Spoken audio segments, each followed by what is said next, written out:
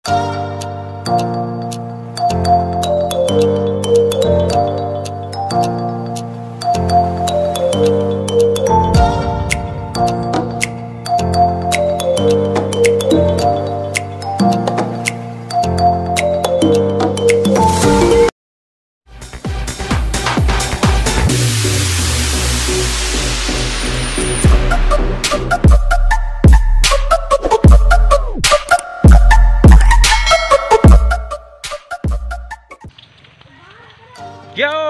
What's up mga sir at mga ma'am. So nandito ulit tayo ngayon.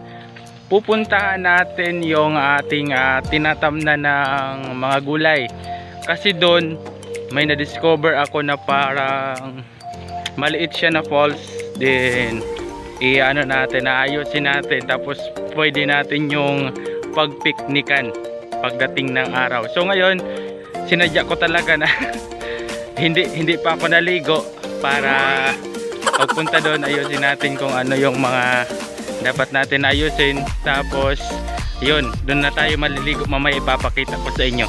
So para malaman at makita nyo, nabubulol na ako. Ito pala yung outfit ko ngayon, aesthetic yung aesthetic yun, oh.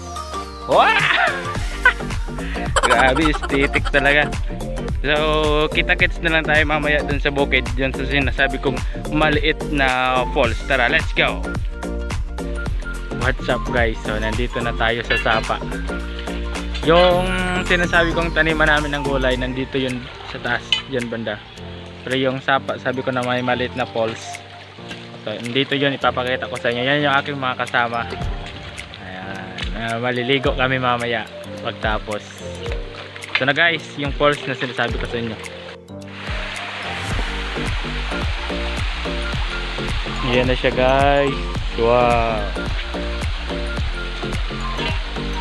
Malit lang ho siya. Yun yung plano namin. Tatambakin naman dyan ng mga bato-bato para medyo lumalim siya. Pwede siyang liguan. So guys, nandito na kami sa maliit na falls. Ayan. Diba?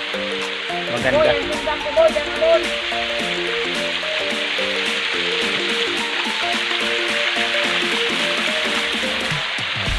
Tamang-tama, wala pa tayong ligo. Ayan, so yung una natin ginawa dyan guys, syempre nag-pray muna tayo. Nag-ask tayo ng guidance kay Lord para sa ating gagawin mamaya.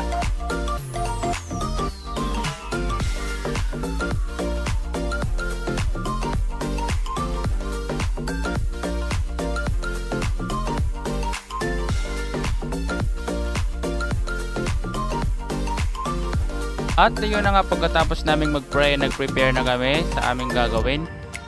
Ayan, yung una namin ginawa dyan ay nilinis muna namin yung palibot ng falls. Ayan yung aking kasama. Todo sakbat-sakbat sa kahoy, pangutod sa mga sanga.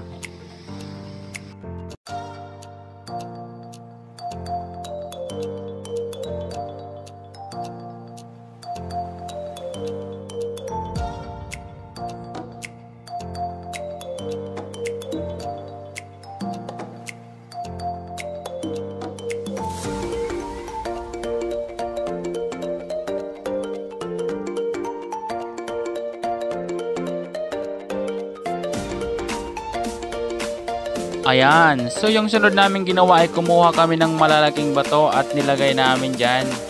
Yan, pinagpatong-patong namin. Sana all na lang gid, kinapatungan. Aw, joke lang, ayan. So pinili namin yung mga malalaking bato para kung sakali mang bumaha ay hindi siya basta-basta maanod. Ang purpose nga po pala namin yun guys is para maipon yung tubig, no? Para maipon siya sa gitna at para medyo lumalim naman yung ating liliguang falls. Kaya kung dili po gani nato na sapungan guys, kidalom-dalom nila ang tubig, taga Paliog. Opo, taga Paliog ni Baby Giant sa Batang Quiapo.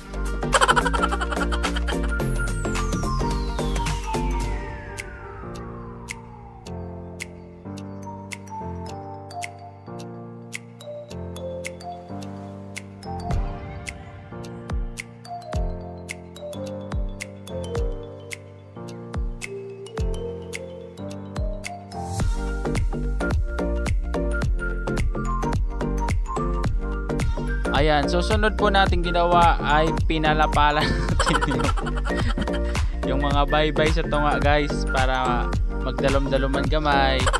Tapos yung mga nahukay natin ng mga buhangin guys, itinatambak natin dun sa mga bato para mas lalong tumibay ang relasyon. Joke lang. Ayan na po, yan. Pagkatapos ay kumuha kami ng mga paklang ng saging at ginawa naming parang tadloy. Ayan, tinawagan po ako dili habang naga voice over kay dili ko araman mga terms ini sa Tagalog, kaintindihan nyo na lang ah. Ayan, so after nga po ng 2 oras na pag-ayos namin sa paligid, ayan na po, pwede nang paliguan yung ating maliit na falls. Wow! Enjoy na enjoy yung mga bata sa paliligo. Hala, pahit lang maskin malubog ang tubig. Pero mas kahit malabo yung tubig guys, malinis po yan kasi galing po yan sa bukal dun sa taas, sa Ilawod or sa Iraya, bahala na.